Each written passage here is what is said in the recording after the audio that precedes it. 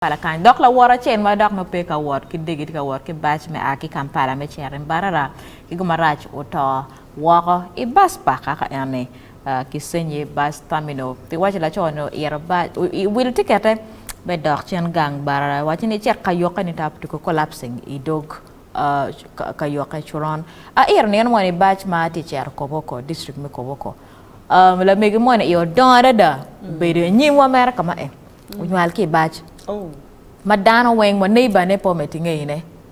Yes, wa atung nakasongola madaro ndo nywal kadon kitiu kter nakasongola Health Center 3 ditiki la tien ma mege be kangere iyo chakre ma pia bajo a ento kira la mege no chor ke la tien ne po me don ni remutie wan ma ngechi weng pe wange. So there's so many incidents and accidents ma time I kit me what ngat eniti yerba kuma rajo o collapse on tong ma pia bajo chakawot ento la mege mo nywal I wai bachi basara whoa I have never recovered.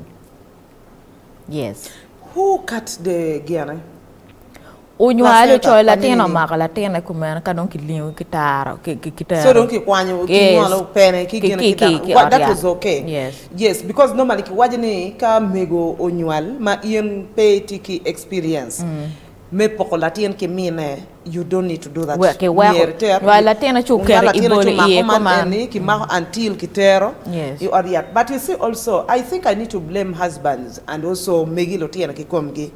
Normally ka wachari antenatals one of the things ma doctor ki wachi ni ka itiki ido or do marama bo let me say a bor even a beer by the way unless you're traveling in the private means mutokama megi it is okay.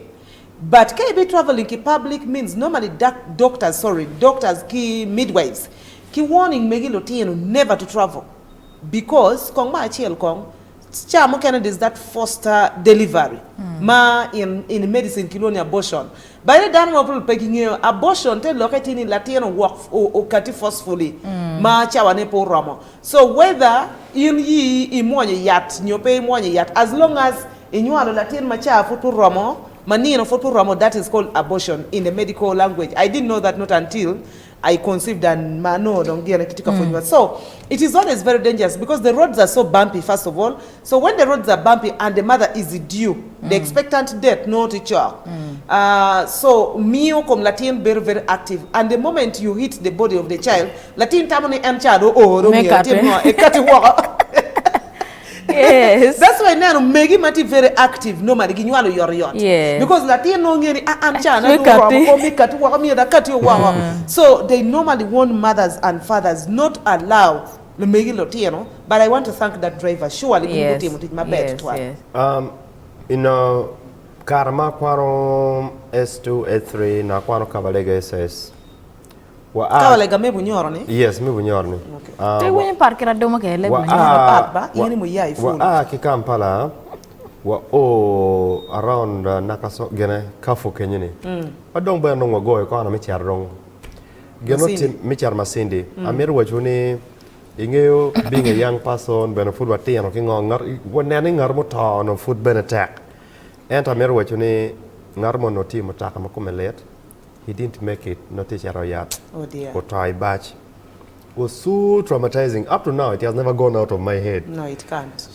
Geno kana motime, watikiri andongo, baju chungwa abruptly, pua ngayon motime, ya ngej, la megumo biro beri batch, o biro mero beri batch, eno buloko meri kidar mo kana ero kumelet, o umuwiyo, kikitenge. Dano karo wako kayoke kati ngone entity kati wako. Nong jirani wache ne ojone itima are you okay you are sick are you okay ingeni how to check on your neighbor. Yeah. Karo to wachon. Oh dear Lord. They had to pack the bus, offloaded everything kitinyo liel kitere Kinonge hospital. So I have had 2-3 scenarios of death on board.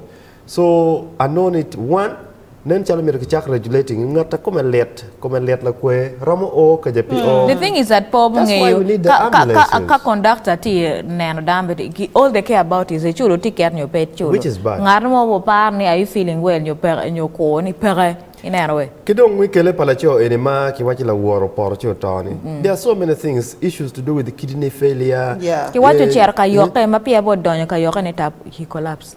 Any jimatime. Is he also pattern Emma? Challenge tema ditwal Ugandans mapol pegitimu medical checkup. Mengeni what am I going through? Especially kang armo chaka when some abnormal pain money. Nika chet ke dagatal ko do general medical checkup. Ari yo dan marko tutwal, you know, and when you consume too much alcohol, ngeni your internal organs become a little bit too weak. So you're prone to anytime me gene me karakumano any. But look my particular lock appear I would supplement and say I'm in my own thinking at a ministry manero loka yot kumiro katiki policy, traveling policy, ni kai bichi aroka money kong, especially long distance. We need to know your health status.